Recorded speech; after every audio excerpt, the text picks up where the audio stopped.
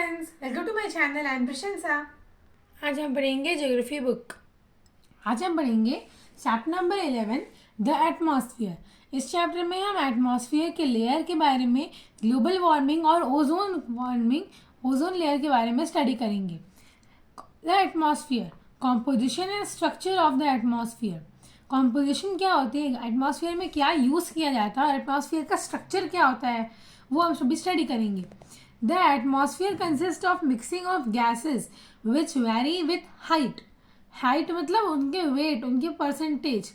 Atmosphere में बहुत सारे गैसेस होते हैं, उनके अलग अलग वेटेज होते हैं, उस हिसाब से वो मिक्स किए गए रहे हैं।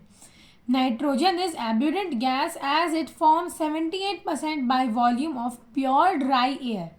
नाइट्रोजन सबसे ज़्यादा मौजूद है गैस अभी एटमॉस्फेयर में। क्यों?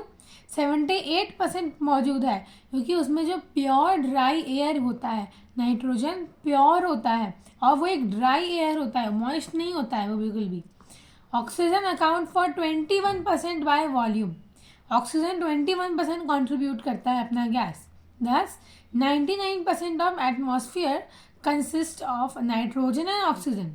99% तो नाइट्रोजन और ऑक्सीजन से ही फिल हो गया। बाकी सारे जो बच गए हैं वो है argon, carbon dioxide, hydrogen, neon, helium etcetera. ये कुछ गैसेस हैं जो और हैं नाइट्रोजन और ऑक्सीजन के अलावा। ये सब क्या सिग्निफिकेंट करते हैं, वेदर के फिनोमिना पे अपने गैस के परसेंटेज को हाई और लो करते रहते हैं। लेकिन एवरेज हमारा 78 और 21%, टोटल 99% पे आता है। Of remaining gases, argon account 0.9%. The other gas are carbon dioxide, helium, hydrogen, methane, etc. These gases are called fixed components of atmosphere because their relative proportion is constant in lower layer of atmosphere. Beside the fixed component, there are number of variable component. मतलब उसके अलावा भी बहुत सारी चीज़ें हैं जो atmosphere में प्रेजेंट है। The quantity of these component varies to place. इन चीज़ों की क्वांटिटी हर एक प्लेस पे वैरी करती है। Of the component present in the atmosphere, water vapour is most important.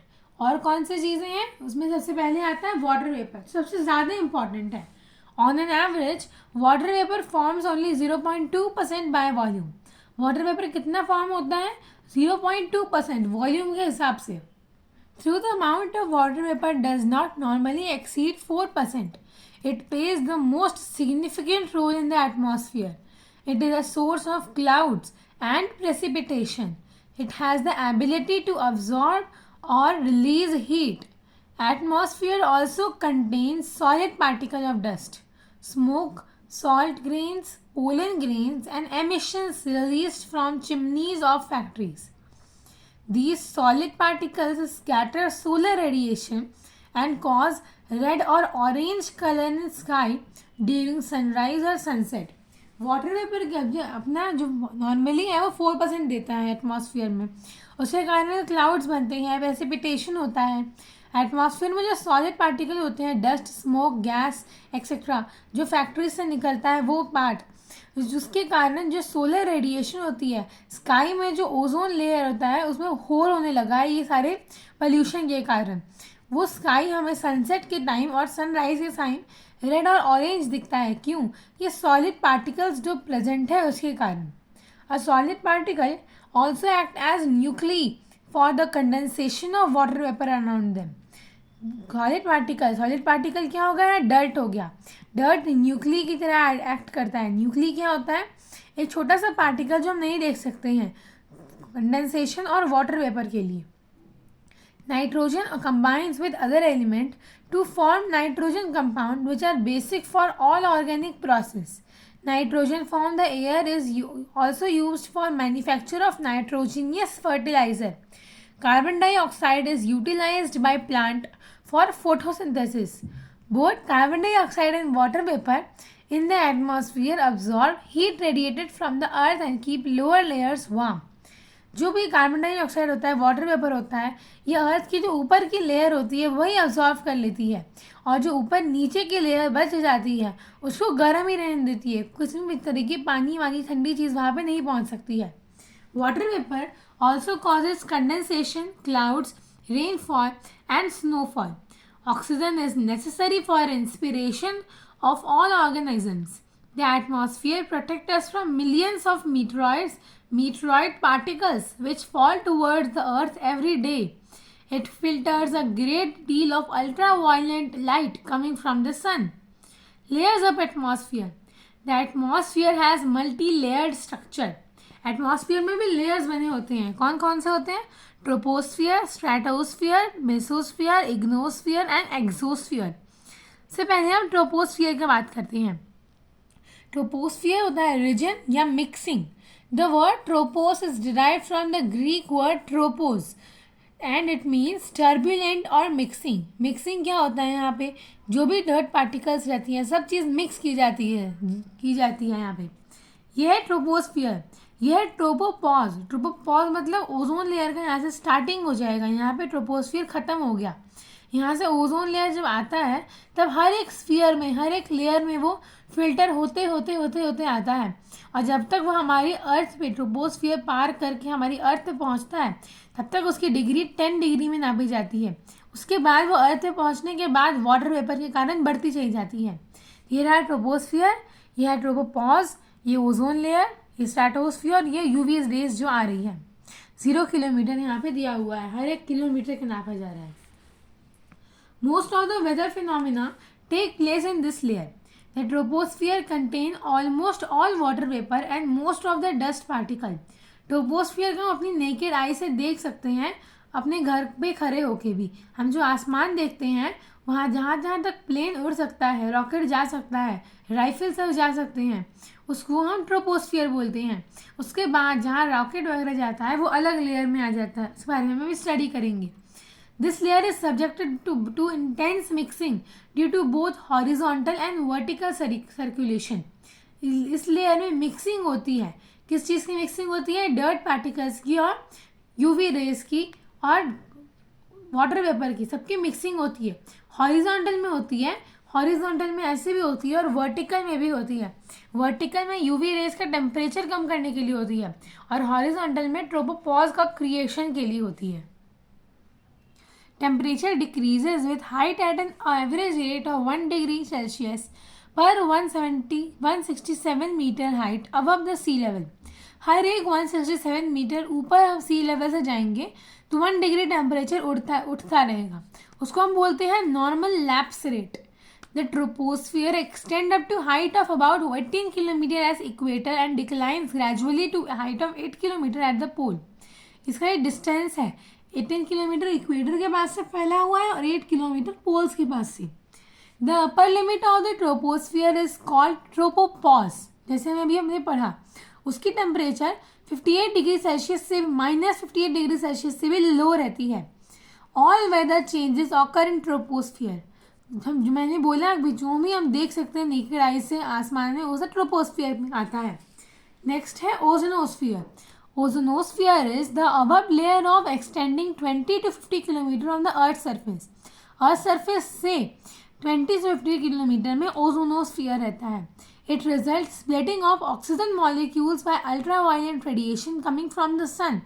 It forms atomic oxygen and combined with other molecules present in the atmosphere. हमने देखा था सन में मिनरल्स पास करता है तो जो भी सन हमें मिनरल्स देता है ये ओजोनोस्फियर में आके फिल्टर होता है और न्यू मिनरल्स फॉर्म करते हैं और ट्रोपोस्फियर में आ जाता है. The ozone layer absorb ultraviolet radiation from the sun as the rays come towards the earth surface, thus protecting earth from the harmful ultraviolet rays towards the earth's surface. Next layer है stratosphere. Above the troposphere lies the ozonosphere and then the stratosphere. ओजोनोस्फियर के just ऊपर ही stratosphere होता है जो earth surface से 50 kilometre तक की दूरी पे होता है. The stratosphere is free from water vapor and dust particle. There are no cloud or turbulence in the air. This layer provide ideal conditions for flying by jet and aircraft.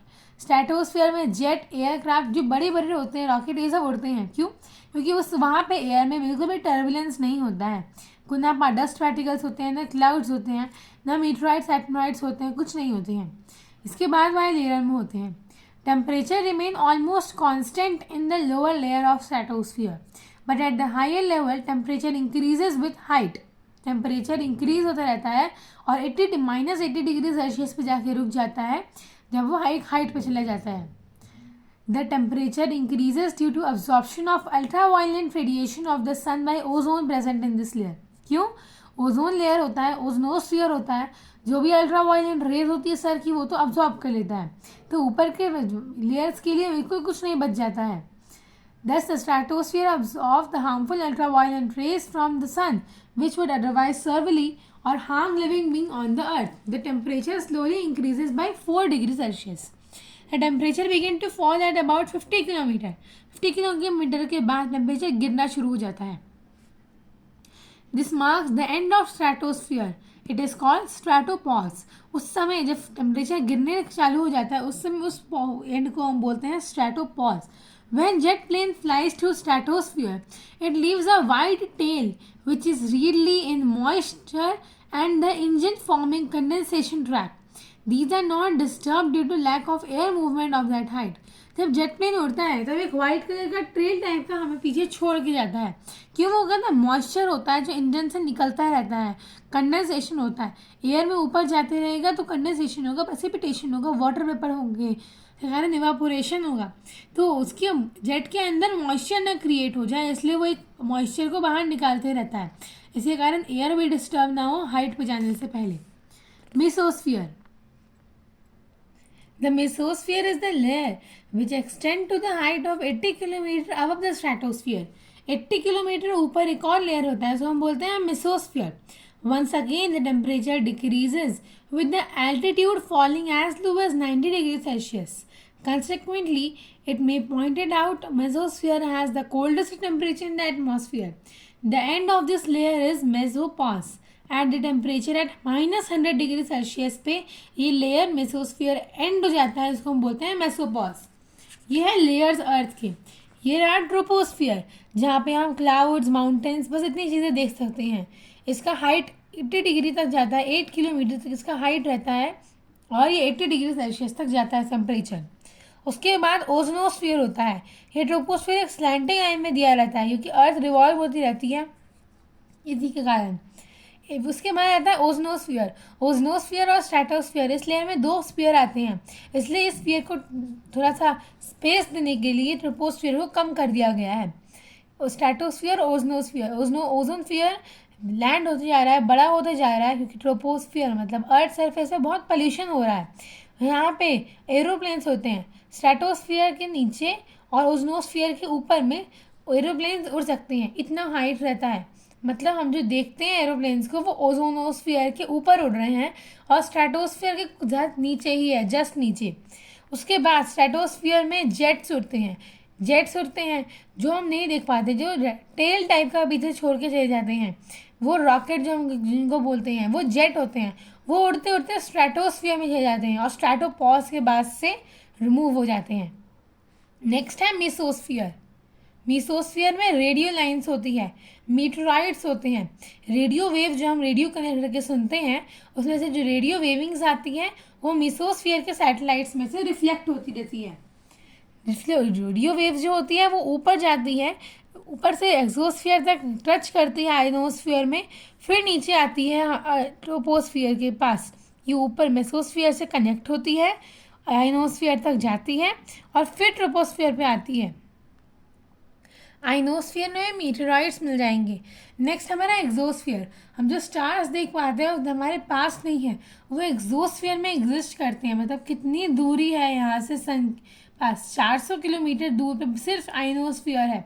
400 kilometre के बाद और 500-600 kilometre, कम से कम 1000 kilometre earth surface से लगता है हमें stars तक पहुँचने को. आइनोस्फीयर या हम बोलते हैं इसको थर्मोस्फीयर. आइनोस्फीयर को थर्मोस्फीयर बोला जाता है. ये 80 से लेकर 480 किलोमीटर तक एक्सटेंड करता जाता है. अमेजिंगली फैक्ट क्या है, ये लेयर राइजेस होता जाता है हर एक डिग्री पे. 1480 डिग्री सेल्सियस मॉलिक्यूल्स इसमें प्रेजेंट होते हैं जो सन की एक्सरे को ऑब्जॉर्व करते रहते हैं. ये अल्ट्रावायलेट रेडिएशन को एक्सरे बना के नीचे भेजते हैं. These layer contain ions. Ionization refers to the process by which atoms exchange into the ions. इस लेयर में आयंस पाया जाता है जिससे इलेक्ट्रिक चार्जिंग होती रहती है. रेडियो वेव्स का जो लॉन्ग डिस्टेंस होता है ट्रोपोस्फियर से मेसोस्फियर तक, वो आइनोस्फियर में आके रिफ्लेक्ट होकर फिर नीचे जाता है। नॉर्दर्न लाइट्स जो होती है अरोरा बोरियलिस, ये इसी जोन से दिखती रहती है। आइनोस्फियर या थर्मोस्फियर प्रोटेक्ट करता है मीटरोइड से, क्योंकि आइनोस्फियर बहुत ऊपर है। जब तक मीटरोइड्स नीचे आने की कोशिश करते हैं तब तक वो एक छोटे छोटे पत्थर बन जाते हैं। नेक्स्ट है exosphere. The topmost layer is called exosphere, जिसमें स्टार्स होते हैं, मून्स होते हैं, प्लैनेट्स होते हैं। The atmosphere here is rarefied form and pressure is extremely low. Temperature increases with height in his layer. It extends somewhere between 480 to 960 km above the Earth. This layer merges gradually with interplanetary space. The temperature in exosphere are well as above 300 degrees Celsius and maybe about 1600 degrees Celsius. इतना temperature vary कर सकता है minus में degrees, -300 degree Celsius या -1600 degree Celsius पे exosphere में, जहाँ पे प्लैनेट्स है, सन, मून होते हैं, वहाँ का टेम्परेचर होता है। The lack of gravity in exosphere allows traces of gas molecules such as oxygen, nitrogen, argon, helium to be present. Next है इम्पॉर्टेंस ऑफ एटमॉस्फेयर।